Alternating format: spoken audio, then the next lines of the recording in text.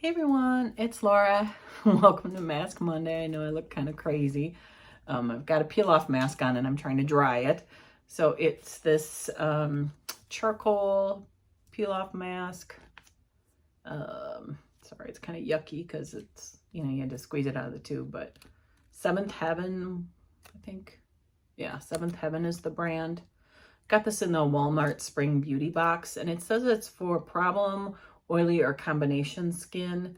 Not really oily. I am sort of combination, but I'm definitely problems. I've been breaking out. I have quite a few blackheads on my nose and stuff and on a couple of my cheeks. So I thought I would do this one today. Hopefully it won't dry it out too much. But anyway, so that's what I'm doing. And I've got this fan from the lovely Patha from Patty's Place. Patty sent this to me in some friend mail a while back. So I'm using this to kind of hopefully dry it. I don't have any like would you rather or get to know me questions or anything to do today. I could have found some, but I just didn't. Anyway, so I was just gonna babble for a little while.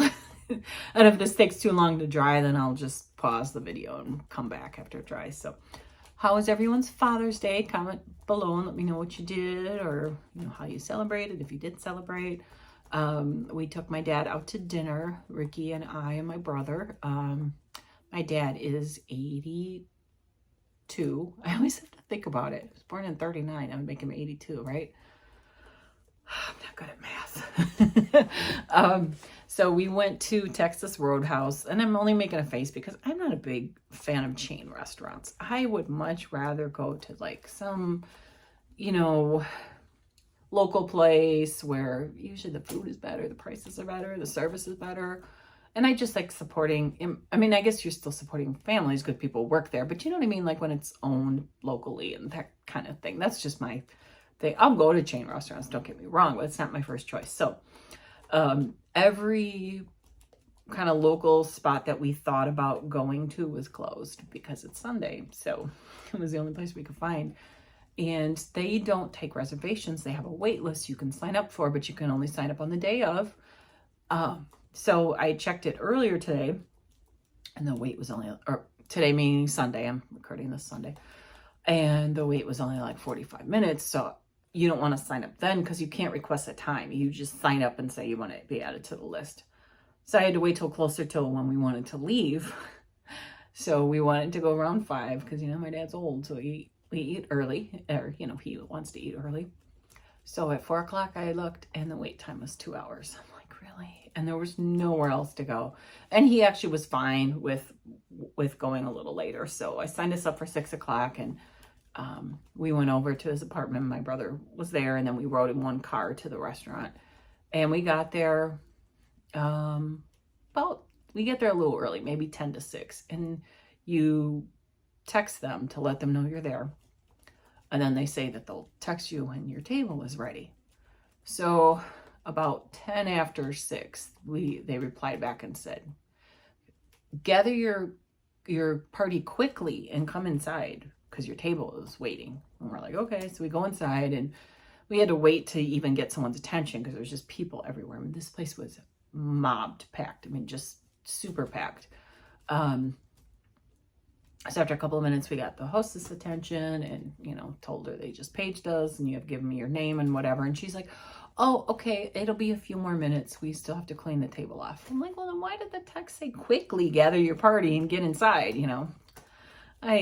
So it was only a few minutes. And I wouldn't mind if it was just me or if it was just me and Ricky or even me, my brother and Ricky. The problem is my father.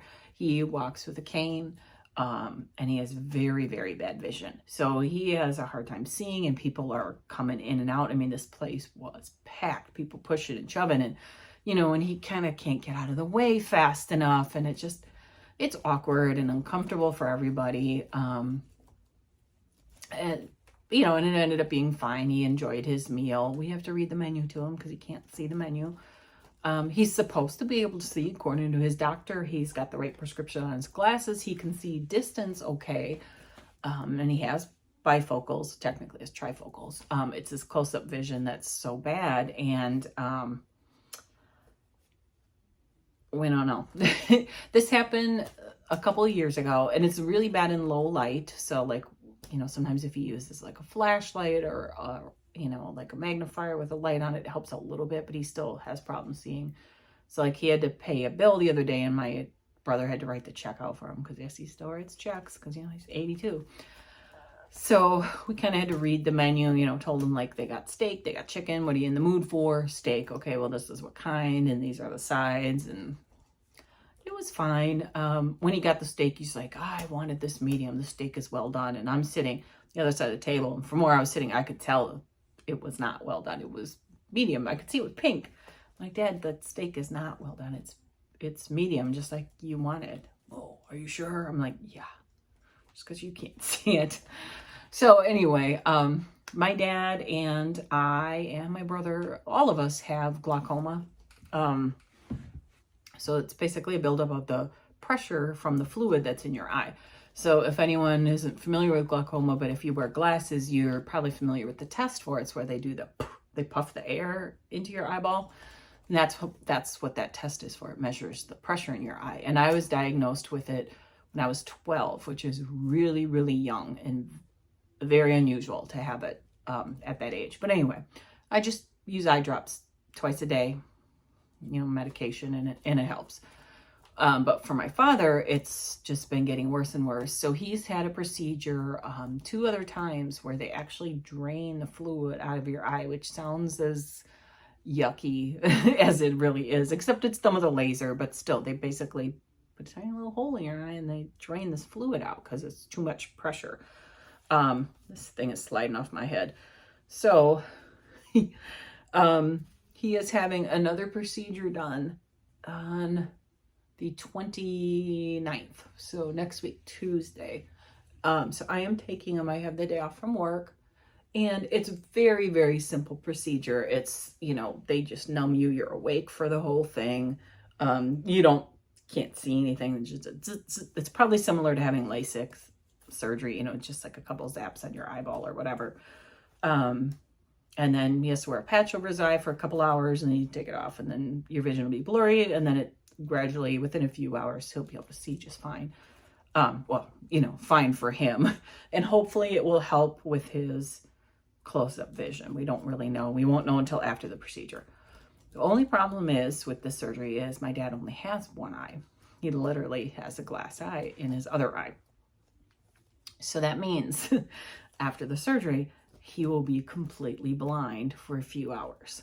And as I mentioned before, my father already walks with a cane because his balance is terrible. So it's not a problem leaving the surgical center. You know, it's just done at like I don't even think it's done in day surgery.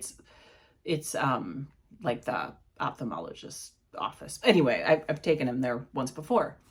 And at that time, it was like 4 years ago. And at that time, he wasn't walking with a cane yet. And so the, like one of the techs there showed me how to have him walk out. He stood like kind of behind me and put his hands around my waist, like one hand on my waist and one hand over my shoulder, maybe. So we walked like kind of side to side, which was fine until you get to a doorway. And then I had to like move him in. Well, he can't walk like that anymore because he has to have his cane. So we're trying to find a place to rent a wheelchair for one day, because that's the only way I'm going to be able to do it is if I can wheel him into his apartment. It's on the 3rd floor, but there's the elevator. The problem is getting him out of the car, getting him into the apartment. Once he's there, he'll be fine. I can get him on the couch, you know, and my dad is like a lot of old people. Like, I don't have to worry about him getting up to go to the bathroom. If he goes before the surgery, he won't have to go again for like 4 hours. He's want to, you know, he doesn't drink enough water. I know that's terrible, but I'm glad because I am not at the point in my life where I'm ready to help my father go to the bathroom. I am not mentally ready for that. So I think my brother's going to call a place tomorrow and see about renting a wheelchair for it. Because like I said, we literally only need it for like 15 minutes. Because at the surgery center or the clinic, where he's having the procedure done, they'll wheel him out in a wheelchair and put him in the car and help me. That's no problem. It's when I get back to his apartment, he's getting him out.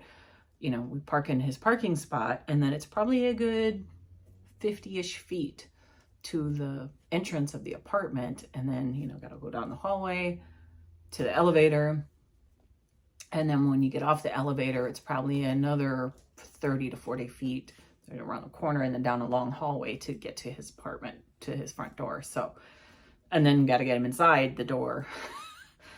And I won't be able to do it by myself anymore. If I had someone else with me, we could probably link arms maybe and help him walk. But again, 3 people can't fit through a doorway, you know, and I mean, just think about it. If you were completely blind, that's what it's going to be like. He literally won't be able to see at all. So he can't, like, you know, you tell him just take 1 step forward and he's picking his foot up like 3 feet off the ground because he's afraid he's going to trip over something. Do you know what I mean? It's just, so send some good thoughts. It's a minor procedure. I think that part will be fine. It's the getting him in and out. And Ricky's got to work. My brother's got to work. I took the day off, even though I don't even really need the day off. I only need a few hours, but I'd rather just not have to worry about it. But anyway, I'm rambling. I told you guys I was going to ramble. So that is my plans for not this coming up, not tomorrow, Tuesday, next week, Tuesday. So we will see.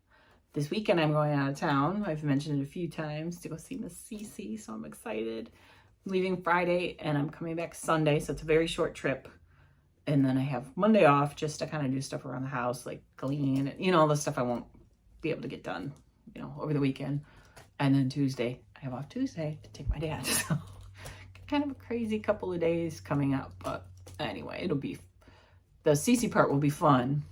Monday will hopefully be just relaxing and like doing laundry and stuff like that. And then Tuesday will be kind of crazy, but hopefully this weekend should be a blast. So I'm looking forward to that. All right, this is not drying on my nose. So I'm going to pause this and then I will be back. Okay, I'm back. I was messing around with part of my nose because it's still wet. But this part is already coming off. So I might as well just peel off what I can, and then I'll have to rinse off the rest.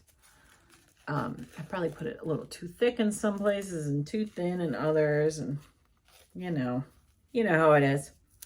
It can be hard to get it just right. I got a little bit in my hair, but I will rinse that off too. Oh, other than this yucky spot right there, where it's still wet, got most of it. Oh, yeah. This one's kind of messy, guys.